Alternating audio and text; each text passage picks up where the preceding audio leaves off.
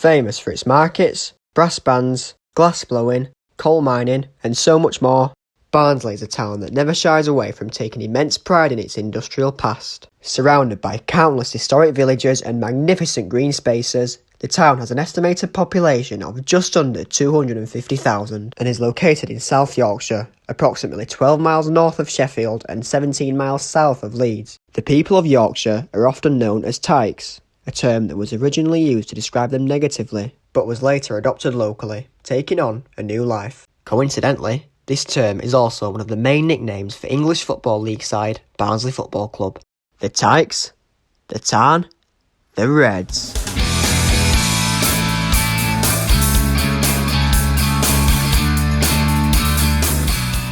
Based at Oakwell Stadium in Barnsley, the club were founded as Barnsley St Peters in 1887 by clergyman Tiverton Preedy. Born in Norfolk in 1863, Preedy moved to Barnsley in 1887 when he was appointed priest of the local St Peter's Church by the Bishop of Wakefield. When Preedy moved to the area, he enjoyed playing rugby as a pastime, but ended up walking out of his club because they had arranged to play a game on Good Friday, a day he and many other Christians believed should be a day of rest. However, this incident didn't dampen Preedy's love for physical recreation one bit. In fact, he took his sporting passions to a whole new level by deciding to create his very own football club. Barnsley St Peters, known today as Barnsley FC. Preedy did everything at the club, from finding a playing area, to raising money, recruiting players and officials, and even playing himself at times, before he left the club and moved down to London in 1893. Preedy saw his club achieve greatness by winning the FA Cup in 1912. Before he passed away in 1928 at the age of 65. Without this great man, the town of Barnsley may have never had a football club of this stature. The foundations he created have helped the club to become what they are today, a community club adored by thousands. Every week, Barnsley supporters of all ages gather at Oakwell or further afield to enjoy 90 minutes of football, a wholesome tradition that has survived generations. Being a Red supporter means so much more than just the 90 minutes on a match day, and I'm here at Oakwell Stadium to find out why this is the case.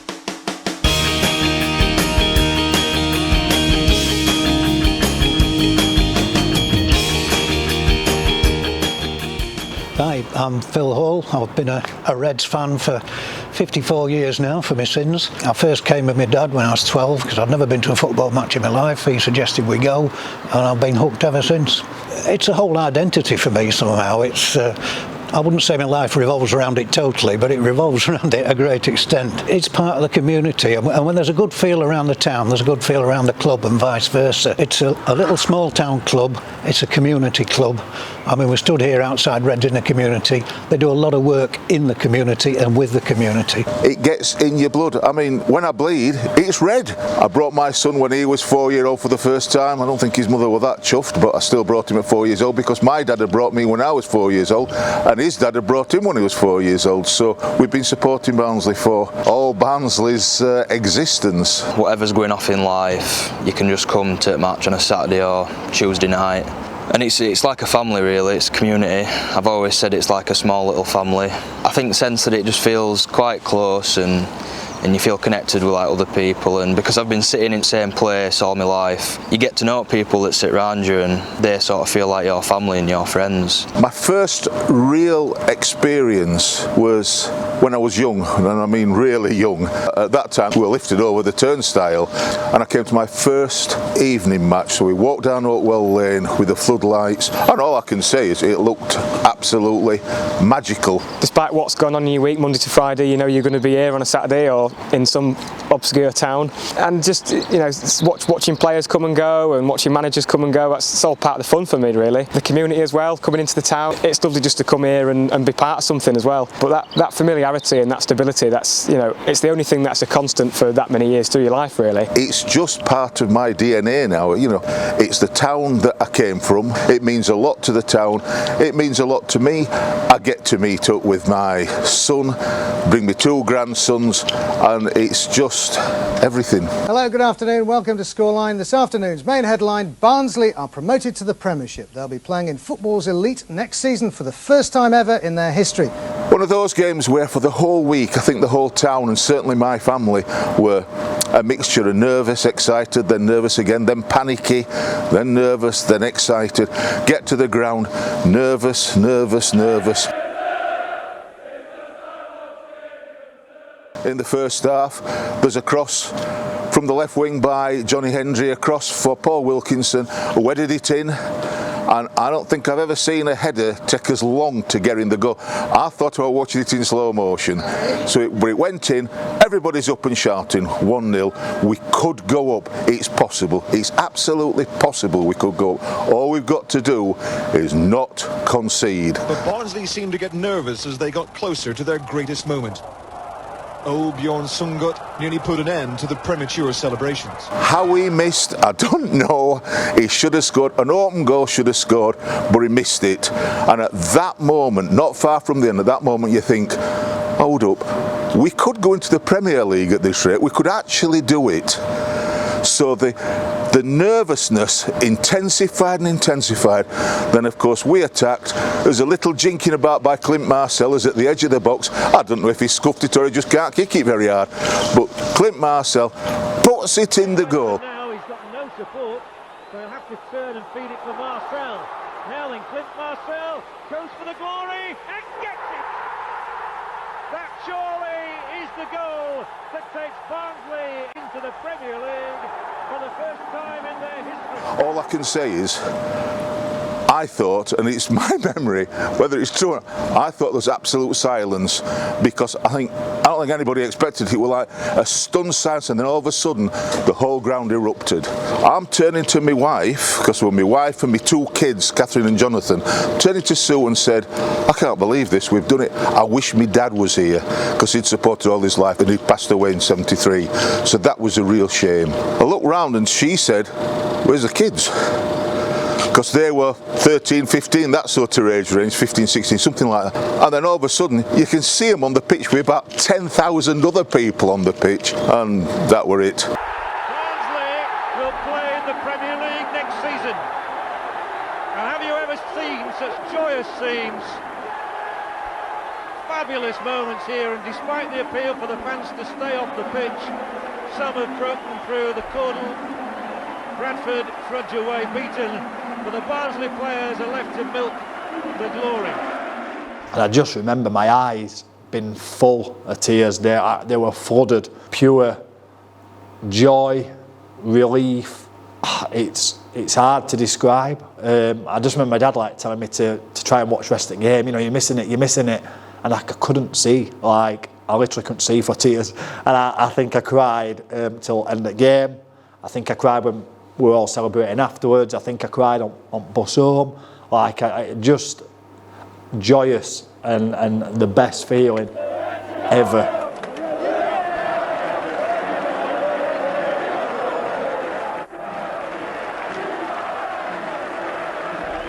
You know, the following season were really exciting. We had some great wins, some great times, you know, and it were a pleasure to be there. Shame it didn't continue, but at least I've seen it, and I hope everybody else in the future sees it again, because they were wonderful times, the promotion season and the Premier League season. It's a sense of purpose for many. You know, we strive to get to Saturday or Tuesday night, and it's a case of, well, you know, Saturday morning we've got to get out of bed, we've got to get a shower, we've got to put the red shirt on, we've got to put the scarf on, the hat on, the badges, whatever, you know, it's that real sense of purpose. To many, this provides something more than just football. I think it's a place where they see people that they wouldn't see otherwise, a chance to talk to people. People may have a lonely week, and they come here and all of a sudden they've got something in common with everybody that's in the building. We're not a large town. There's a number of towns around us in South Yorkshire that are similar size to us. This particular club means, I think, an awful lot. You can see the smile on people's faces around the town centre when we're winning, when we're on a good run. You can see how it affects people less positively when we have a bad run or we get relegated, something like that. You can see the difference. We've got Reds in the community. You can see that people want to engage with the club. You can see that now the club wants to engage with the fans, and that's a wonderful thing to see. When Barnsley score, we're up, we're shouting, we're waving as flags, we're hugging, we're dancing. Not easy at the top of the East Stand because it's a long way down. Final whistle, stand up, clap the team, jump up and down when we've won, look miserable when we've lost, and then we come straight outside because for my sins I'm part of the Red All Over team, so we come here and do an instant reaction show. Sometimes we're miserable, sometimes we go dancing because we've won. There's a lot of interaction between the public of Barnsley and the town. It's a very close-knit community, and the club runs very much the same way. There's very much a family feel, small town club, and it all works together to the benefit of everybody, really. I just love coming down here. I've made so many friends around here. It's just part of my life, basically, and I wouldn't want it any other way. This is Hammer.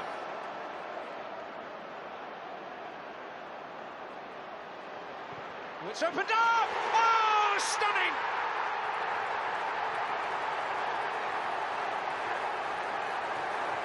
Well, we knew he had it in him, but he has just produced an inspiration. Adam Hamel, without doubt, and my granddad's even said, and he's been supporting him since 50s, that Hamel's in his top 5 players easy, so that just tells you what you need to know. I remember his first stint Wales in like late 2000s. I remember one game against Leeds at home, he took it from our own half and he just ran full length at pitch and put it into net, and obviously against Leeds that's a massive goal.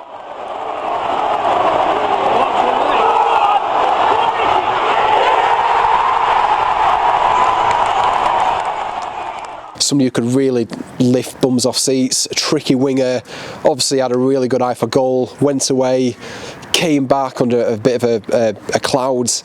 We got to the JPT final, won that, scored in it, got to Wembley, scored in that. Just a really decent guy who loved Barnsley and Barnsley loved him. We obviously knew that he were capable of great things, but I think he definitely topped that first stint that he had with us. I mean, obviously that first goal in Johnson's Paint Trophy final were amazing, but then, I mean, who can forget that Millwall goal? I mean, probably one of the best goals I've ever seen. Adam Hamel has it on the left-hand side for Barnsley. He's urged forwards by his coaching staff. Opens up onto his right boot, 25 yards out. Will go for goal. Adam Hamel! Oh my! Going down on train with my father, and he used to live down in London, so we like telling us all pubs he used to go to. So I went into one up and then ended up in this Wetherspoons. Walked in, see about 200 Millwall fans.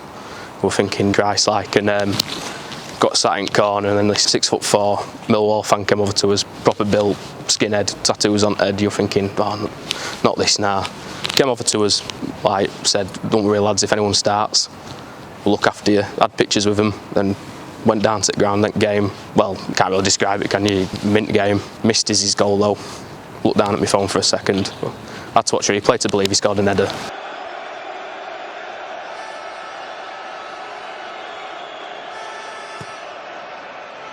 One Archer's in trouble, and it's Isgrove, of all people, who pops up with a header. What a time and place to get your first goal for your club. After the game, celebrating with rest at Reds in London, can't top it really.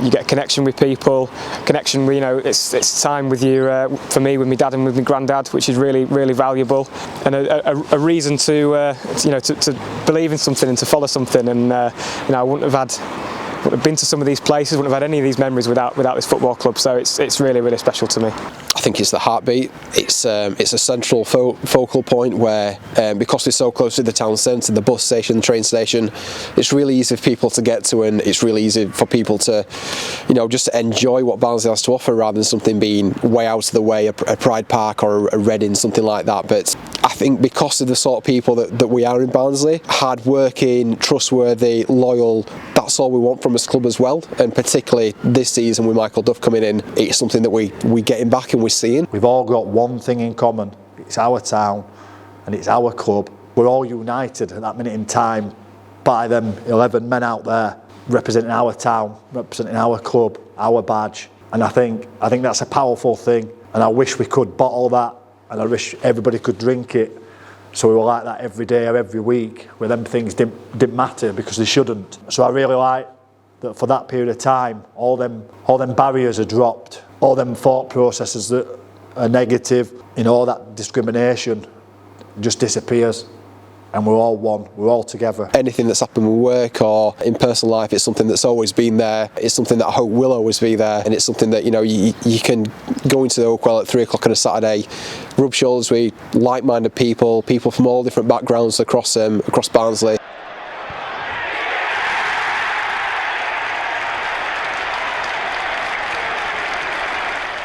Must have been maybe 3-4 year old when I first started coming.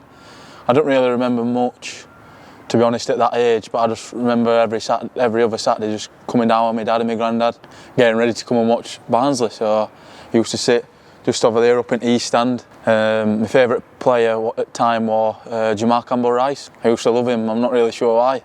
Just always stick with me that he was my favourite player. And I remember I was once down at Corner Pockets before a game and it was snowing. And my father said to me, "Don't go out lake in it snow, we've got to sit and watch Barnsley for 2 hours." I thought, what's he, he don't know. I went out in back garden, laking out. I only managed 10 minutes, I had to go home, all my feet were frozen. I first started when I was really, really young. And then I went to Sheffield United for 3 years. And then I returned in under 10s, 11s. So since then I've been here 8 years, I think. 8-9 years. So my favourite memories, obviously scoring for the first team's got to be well up there. Winning Academy Player of the Year, that were up there because I got come out down onto the field, everybody were clapping, really enjoyed that, all my family were here. And then just progressing through age groups for team you've grew up in, you know what I mean? Just every year, just when you heard you get a new contract, you're just buzzing, you know what I mean? So just progressing and developing as a person and as a player, really, I just loved it all. You can't walk through town centre for a couple of minutes without, not personally talking to you, but you can hear everybody else on about it, so it's a massive, massive part of this town, and I think it brings everybody together. At 3 o'clock, most people who live in Barnsley are sat in these chairs, so it's absolutely massive for not only the club and for the people. It brings everybody together. It's a team I've grew up watching, grew up loving, so I'd love for young kids to be looking at me and thinking I want to be like him one day. So definitely it's what I want to do. But my aims for next season is just to get myself back fit, get back playing and enjoying it. And there's no better feeling than being stood in that tunnel at 5-3, hearing Barnsley faithful chanting. So that's all I want to do.